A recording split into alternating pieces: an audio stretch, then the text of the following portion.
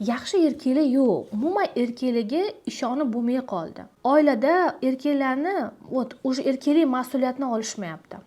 Bir necha yillardan beri men bir erkakka ishonib gaplashar edim.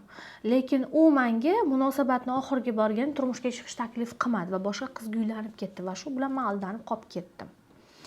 Umuman olganda men erkaklardan bir ayol sifatida qadrlanmagan ayolman. Doim aybdor hisoblanib, manipulyatsiya qilingan ayolman va o'zimni qurbon qilib bir erkakka hissiy qaram bo'lib bog'lanib qolib, oxirida esa tashlab ketilgan ayolman. Nimaga men xohlagan erkaklar meni hayotimga kirib kelmaydi. Kirib kelsa ham, lekin men bilan munosabatlarni nikohgacha oxirigacha olib bormaydi. Balki intimni taklif berishadi, balki ikkinchi xotinlikka taklif qilishadi. Real hayotda esa asosiy mana shu joydagi og'riq erkak meni ayol sifatida, juft, rafiqa, sevimli rafiqa sifatida tanlamaydi. Mana shu narsa. Demak, mana shu holatlar bilan yuzaga kelayotgan nosog'lom munosabat, ya'ni erkak bilan garmonichniy munosabat qurishni tushunmayotgan, bilmayotgan, nima qilsam qura olaman deb qidirib yurgan bo'lsangiz, aslida sizni hayotingizda uchrayotgan mana shu og'riqli ssenariylar, og'riqli ruhiy jarohatlar va nosog'lom muhitni yaratayotgan barcha programmalarni asl ildizini bugun shu darsda ko'rib chiqamiz. Faqat sizdan iltimos qilardim, butun vujudingiz bilan, diqqatingiz bilan fokusingizni mana shu darsga bering, chunki bu dars sizni hayotingizda muhim rol o'ynaydi va sog'lom munosabat yaratishingiz uchun turtki bo'ladi. Bir marta tushunmasligingiz mumkin, lekin bu tabiiy. Kamida 3 marta, 4 marta ko'rishingizni tavsiya qilaman. Chunki qayta ko'rganingiz sari asl mag'zini va asl og'riqlaringizni ochib ko'rasiz. Nima uchun bunday deyapman? Chunki aynan shunaqa kuchli darslarim va metodlarim orqali 4 yillik tajribam asosida, demak, men baxtli nikoh kursini yaratganman va mana shu ildiz, mana shu metodika darslar orqali 500 dan 1000 tagacha bo'lgan, demak, ajrashgan, turmushga chiqqan, o'zini turmush o'rtog'i bilan ajrimga borib qolgan yoki turmush o'rtog'i bilan sovuq yashaydi, xiyonatlarni ko'rgan ayollarni ideal munosabatga olib chiqqan kuchli darsligim hisoblanadi. Bugun aynan shuni sizga taqdim qilyapman va albatta buni ishlashiga men 100% kafolat beraman. Men Shohstabon Usmonova 4 yillik tajribaga ega oliy toifali psixoterapevt va aynan munosabatlar bo'yicha ekspertman. Va shu metodlarni o'zimni hayotimda qo'llab, o'zimni hayotimdagi nosog'lom munosabatdan chiqib va sog'lom garmonichniy munosabat yarata olganligim va buni shogirdlarim va minglab ayol qiz o'quvchilarim hayotida qo'llab, hozirgi kunda sevimli rafiqa bo'lib yashashmoqda va buni sizga ham ilindim. Darsning asosiy qismiga kiradigan bo'lsak, demak, biz slaydlar bilan o'tamiz. Nima uchun? Chunki aynan shu slaydlar tushunarliroq sizga yetkazib berishimga sababchi bo'ladi. Birinchi o'rinda keling tushunib olamiz. Munosabat o'zi bu nima va munosabat ikki insonning qanday holatiga quriladi? Juda ko'pchilik ayollar munosabatda erkakning rolini aniq bilishadi. Erkak jasur bo'lish kerak, qaror berish kerak, mas'uliyatli bo'lish kerak, oilani ta'minlash kerak, xullas erkak bo'lish kerak. Ayolchi? Ayol qanday bo'lish kerak? Uni pozitsiyasi qanday bo'lish kerak? Ayol o'zining munosabatga qaysi holati bilan, qaysi pozitsiyasi bilan kirish kerak? Mana shu joyda 90% ayollar xato qiladi. Nima uchun? Bilmaganligi uchun.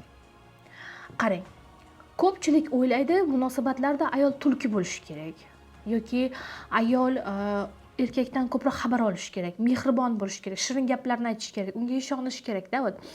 Mana shu rollar orqali yo ona, yo o'ynash, pozitsiyasiga o'tib qoladi yoki qizcha, mehr e'tibor kutish kerak degan narsa yoki suyanchiq, tayanchiq bo'lish kerak deb ota roliga ham o'tkazib qo'yishadi. Endi aniq bu yerda pozitsiya aniq.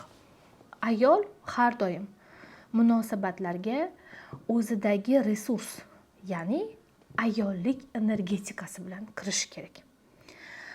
ayollik energetikasi bilan munosabatga sog'lom kirishgan ayol potensial erkak bilan munosabat qura oladi. Lekin 90% ayollarda diagnostikamga kelganida ayollik o'zi bu nima, uni pozitsiyasi nima, ayollik energetikasi bu nima, uni qayerdan olasan va qanday yashaysan deganda javob bera olmaydi. Ko'pchilik energetikani daraxtdan, suvdan, choydan, shoppingdan, puldan, erkakdan olaman deb o'ylar ekan. O'rtalab mana shu joyga men yo kulgim ham yo yig'lagim ham keladi. Bu umuman bilmayman qayerdan olingan frazalar. Noto'g'ri talqin, noto'g'ri ta'limot. Aslida biz o'zimizni kimligimiz, fitratimiz bilan tanishishimiz kerak. Demak, ayol o'zini ayollik energetikasini, ayollik modelini va ayollik pozitsiyasini erkak bilan aynan oldi-berdi qiladigan, berish olishda, ayollik energetikasini beradigan, his qildirib ko'rsatadigan holatni onasidan oladi. Nima uchun degan savolni berasiz. Endi qarang, siz bu dunyoga qizcha, ya'ni ayol bo'lib keldingiz. Lekin ko'pchilik aytadi, erkak bilan munosabat qurish uchun sen otang bilan munosabatlaring to'g'rilash kerak. Otangga qarayotgan nazaring to'g'rilashing kerak, chunki seni hayotingda birinchi erkak bu otang deydi. Хорошо, lekin sizning hayotingizda birinchi ayol ham bor. U sizning onangiz. Siz dunyoga kelishingiz bilan, ko'zlaringiz ochishi bilan kimni hidlaysiz, kimni ko'rasiz? Onangizni. Demak, bu dunyoni ham, erkaklarni ham tanishtiradigan, xavfli va xavfsiz deb tanishtiradigan inson kim? Albatta bu sizning onangiz. Va siz ilk bor birinchi marta ayollikni qanday bo'lishini ham genetik, ham psixologik, e'tibor bering, genetik deyapman. Ya'ni irsiy keladigan xususiyatlar. Hammasini kimdan o'rganyapsiz? Onangizdan. Va sizni o'sha hayotingizda birinchi erkak deb ataladigan otangizni sizga kim tanishtiryapti? Albatta sizni onangiz tanishtiradi va onangiz sizga otangizni qanday tanishtirsa, siz mana shu ko'z bilan, mana shu munosabat bilan erkaklarni ko'ra boshlaysiz. Mana qayerda o'zi aslida ildiz. Ya'ni sizni otangizni, onangiz mas'uliyatsiz, bir ishni eplay olmaydi, meni sevmagan, sovuqqon desa yoki ajrashib ketgan bo'lsa yoki erkaklarga nafrati bor bo'lsa, sizga qanday tanishtiradi? Mana shunday holatda ham hissiy dunyosida, ham real dunyosida tanishtiradi. Agar hozir mana shu joyda haqiqatdan o'zingizni ko'rib anglayotgan bo'lsangiz, demak, men xursandman. Daftaringizga yozishni boshlasangiz bo'ladi. Xo'p, ketdik. Demak, slayddan boshlaymiz. Asosiy qonun erkakka yo'l hayotda, demak, asl haqiqat, isbotlangan psixologik haqiqat bu onadan boshlanadi. Psixologiyada shunday tamoyil bor. Agar ayol onasiga yurakdan ha deya olmasa, u erkakka ham yurakdan ochila olmaydi. Sabab ayol bu dunyoga kelish bilan birinchi munosabatni o'z onasi bilan boshlaydi. Chunki ayolning, ya'ni siz va mening ayollik energetikam qabul qilishim mana juda ko'p savol berasizlar. Erkaklarni qabul qila olmayman, o'zimni qabul qila olmayman, hayotni qabul qila olmayman, bolalarimni qabul qila olmayman. Nega unaqaman? Sabab qabul qilish qobiliyatingiz onangizni yaxshilab analiz qiling. Sizni onangizdan o'tgan. Agar onangizda bu qobiliyat bo'lmasa, avtomatik ravishda sizda ham yo'q va uni shakllantirib bera olmagan. Bu uchun onangiz aybdor emas. Shunchaki bu genetik, hissiy tamoyil. Va yumshoqlik, ishonchni ham, ya'ni erkaklarga bo'lgan ishonchni ham siz o'z onangizdan olasiz. Endi mana shu joyda diqqat bilan qarang. Nega sizda har doim nosog'lom munosabat uchrayapti? Nega siz har doim o'zingizga og'riqli erkaklarni tortib olib kiryapsiz? Nega siz ideal munosabat yarata olmayapsiz bir ayol sifatida? Sabab, agar sizning ichingizda qarama-qarshilik mavjud bo'lsa, o'z onangiz bilan va onangizni ichingizda rad etib turib, lekin tashqaringizda bu ko'rinadigan mojaro bo'lmasa ham, ya'ni onamga o'xshashni xohlamayman, onam taqdirda yashashni xohlamayman, onam o'zini sevmaydi, onam o'ziga qaramagan, onam umuman bu hayotda o'zini his qilmaydi, onam nazoratchi, onam bilan 5 minut ham gaplasha olmayman, konfliktga kirib ketaman, umuman onamni hayoti menga yoqmaydi deb tinmay muhokama ham qilasiz. Va mana shunaqa ichki urush holatda bo'lsangiz, demak, aniqki siz hozir erkak bilan ham mana shunday urush holatida o'tiribsiz. Sabab aslida bu sizning ildizingiz, munosabatlaringizni boshlanish nuqtasi, ayollik energetikangizni beradigan inson onangiz bilan urushdaliginizdir. Ketdik. Ona bilan ichki ziddiyat qanday paydo bo'ladi? Keling, bu holat ayolning erkak bilan munosabatlariga qanday ta'sir qiladi va ularni qanaqa barbod qilishni ko'rib chiqamiz. Siz aytishingiz mumkin-da, qanaqa qilib, как это так bo'lishi mumkin, чтобы men onam bilan munosabatdamman, erkak bilan munosabatga preksi qilaman, ya'ni ko'chirib o'tkazaman hissiyotlarda. Xuddi shunday. Bundan boshqa ishoning qonun yo'q. Xuddi mana shunday. Hozir buni ko'rib chiqamiz. Ko'p holatlarda bu ochiq mojaroda emas, balki ichki og'riq shaklida yashaydi. Yaxshilab tushunib oling. Ya'ni ichki og'riq shaklida. Siz tashqaridan onangizni xafa qilishni xohlamaysiz. Axir u ona, biz islom qadriyatlariga ko'ra onaga gap qaytarmasligimiz, unga xo'p deyishimiz, ya'ni yuz xotir qilib bola bo'lib turishimiz shart. Lekin ichimizda shunday og'riqlar bor. Bolaligingizdan onangiz sovuq bo'lgan va hissiy jihatdan sizga yopiq bo'lgan. Faqatgina sizga ish o'rgatdi, ish qilishni o'rgatdi, o'qishni o'rgatdi, qattiq turib talab qildi. Lekin hissiy jihatdan u siz bilan yaqin bo'lmadi. Sizni tanqid qildi o'sishingiz uchun. Ha, bu ham bir yo'l, to'g'ri yo'l. Lekin yaqinlikni, mehrni va e'tiborni onangizdan ko'rmadingiz. Keyingisi, onangiz haddan tashqari nazoratchi edi. Har bir qadamingizni hozirgacha ham, dastlabki turmush o'rtog'ingiz bo'lsa ham, ajrashgan bo'lsangiz ham, sizni yoki yoshingiz 30 dan oshib qolgan bo'lsa ham, haligacha sizning qarorlaringizni siz emas, onangiz qabul qiladi, maslahatlashib. Va sizni tashqi ko'rinishingiz, kasbingiz, nima xohlashingiz, qayerga borishingiz hammasini onangiz belgilab beradi. Bu ko'rinmasligi mumkin, xuddiki siz mustaqildek ko'rinishingiz mumkin. Lekin bu juda ham nozik planda, onam bilan maslahatlashaman degan planda Davud ko'rinadi. Demak, hali ham nazoratchi, hali ham tanqidchi onangiz. Uchinchisi, ona o'zi baxtsiz. Ya'ni ajrimga ko'p onalar borib qolgan. Yoki erkak bilan yashasa ham o'zini baxtli his qilmaydi, ko'zlari porlamaydi. Ona o'zi baxtsiz, erkakdan aziyat chekkan. Ona erkaklarga ishonma degan signalni sizga bergan. Buni uстановка bo'lib kirgizgansiz. Va shundan so'ng esa sizning ichingizda qarama-qarshi ichki og'riq paydo bo'lgan. Demak, qarang, har birimiz qiz farzandmiz onamiz uchun. Demak, qizcha onaning og'rig'ini o'z zimmasiga olgan. Men seni baxtli qilaman. Kimda shunaqa bor ichingizda narsa, onangiz butun umr baxtsiz yashadi. O'zining qurbon farzandlari uchun, eri uchun o'zini qurbon qildi. Va siz shu holatda onangizni ichingizda rad qilasiz. Chunki xafasiz, e'tirozlaringiz bor. Lekin ong ostingizda onam og'risa men ham og'riyman degan dasturi bilan yashaysiz. Demak, bu qanaqa psixologik mexanizm ishga tushiradi? Bu demak, ichki konfliktda men onamdan farqli bo'lishni xohlayman, lekin onamni yo'qotishdan qo'rqaman. Men onamga o'xshamayman deb o'ylayman, lekin har bir munosabatda onamni takrorlayapman.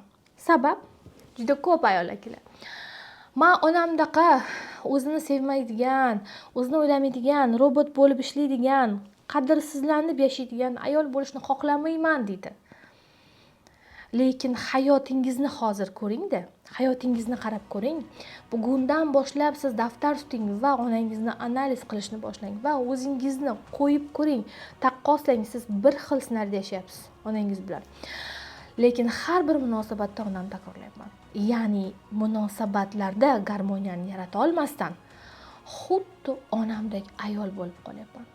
Ya'ni qarama-qarshi, xuddi daryoga oqimga qarshi bo'lib turib olgandek Amerika ochmoqchiman. Lekin afsuski daryo oldinga oqib ketyapti. Men katta kuchimni yo'qotyapman, ayollik energetikam ola olmayapman. Baribir munosabatlarda onamni takrorlayapman. Chunki boshqa yo'lni bilmayman. Xo'p, bu ichki ziddiyat nima qiladi sizni hayotingizda? Siz uchun erkak bilan munosabat o'rnatishingiz uchun eng kerakli narsa ayollik energetikangizni to'xtatadi. ya'ni onamga o'xshashni xohlamayman, onamdaqa bo'lmayman deymiz, yoki onamdaqa hayot kechirmayman. Umuman ichimizda e'tiroz bor, onaga nisbatan pretenziyalar bor, xafagarchilik bor va mana shu hamma buzilishlar yoki onaga muhokama bor, uni baxtli qilaman deb ona bo'lib olishi bor. Demak, mana shu hamma narsa bizning ichimizdagi ziddiyatlar ayollik energetikamizni to'xtatadi va siz o'zingizni to'liq ayolligingizni yo'qotasiz, to'liq his qilmaysiz. Chunki siz o'z onangizni dasturiga sodiqsiz va ong ostingizda, demak, siz birorta erkakka yo'nalsangiz ham ichki energiya holatda agar men baxtli bo'lsam onam og'riydi programmasi bilan yashaysiz. Demak, bilib oldingizda sizni ayollik energetikangizni nima to'xtatar ekan. Xo'p, hayotiy ssenariylar shaklida qanday namoyish bo'lishini 3 ta ona qiz ssenariysida ko'rib chiqamiz. Ya'ni hayotiy ssenariyda ona va qiz o'rtasidagi munosabat qanaqa bo'ladi? Birinchisi, men onam kabi bo'lmayman ssenariysi. Demak, qizcha onasini rad etadi, lekin erkak bilan aloqa o'rnata olmaydi. Ya'ni siz ichingizda onangiz bilan doim konfliktda, siz uni muhokama qilasiz, yaxshi ko'rmaysiz, xafasiz, e'tirozingiz bor, rad etyapsiz. Shu paytda siz o'zingizni ayollik energetikangizni, eng hayotiga kerak bo'ladigan energetikangizni kesib yuborasiz. Natijada siz qanaqa bo'lib qolasiz? Mustaqil, sovuq va erkaklarcha ayol tipi bo'lib qolasiz. Va bu o'rinda sizga qanaqa erkak keladi?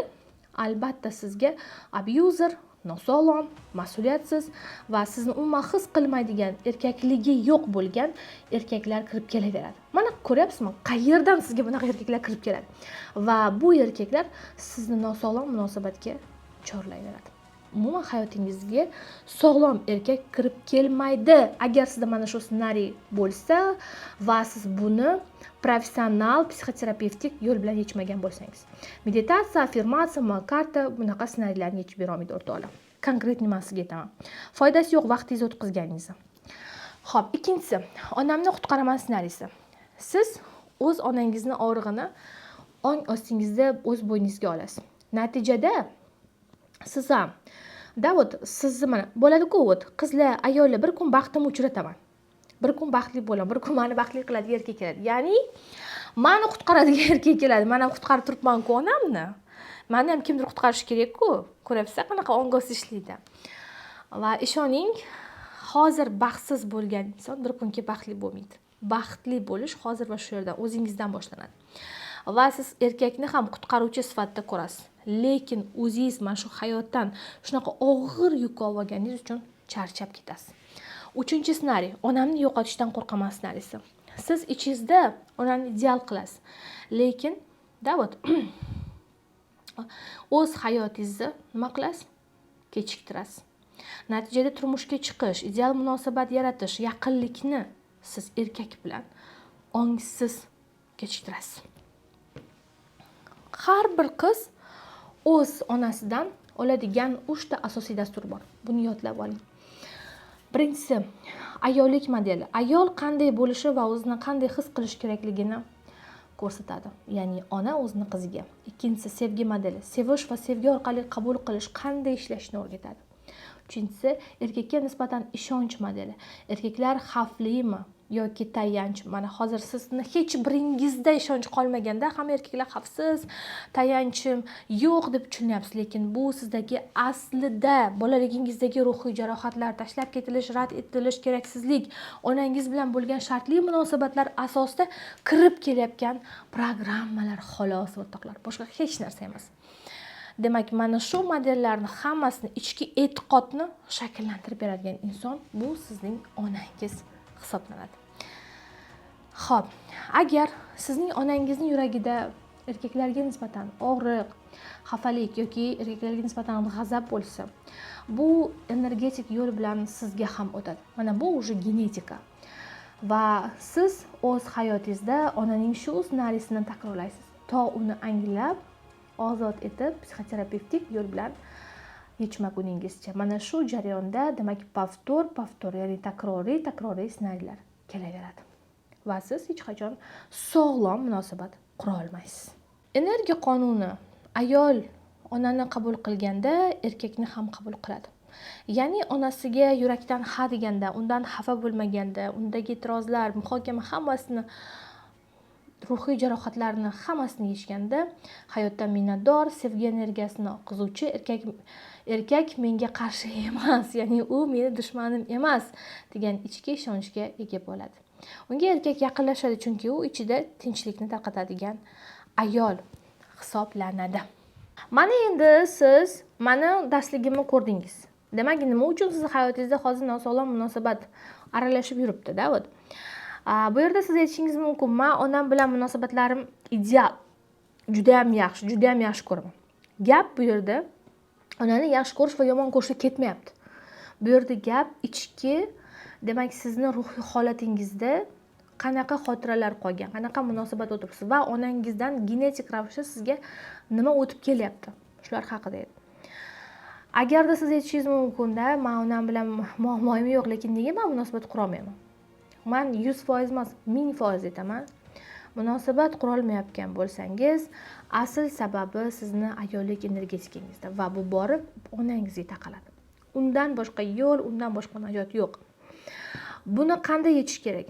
Buni hech qanaqa neurografika, hech qanaqa makkart, hech qanaqa boshqa affirmatsiya usullari, meditatsiya usullari bilan emas, aynan sizga juda ham kuchli va bittada ta'sir qiladigan, sizni to'g'ri transformatsiya qilib beradigan ona va qiz psixoterapiyasida ishlanadi.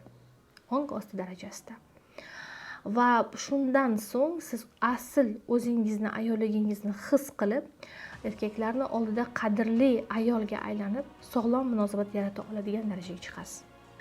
Siz hozir darslikda ko'rgan bo'lsangiz, o'zingizning og'riqlaringizni va bu og'riqlar bilan ishlab, ularni yakunlab, qadrlanadigan, garmonichniy munosabat qurib, farzandlaringizga ham bu og'riqlarni o'tkazmasdan, demak, mazza qilib hayotda ayolligingizni his qilib yashamoqchi bo'lsangiz, unda men siz uchun maxsus dastur tayyorlaganman. Faqat va faqat sizdagi mana shu munosabatda sizni yillab qiynab kelayotgan hamma muammolaringizni psixoterapevtik professional usulda yechib beradigan, demak, baxtli nikoh dasturimga taklif qilaman.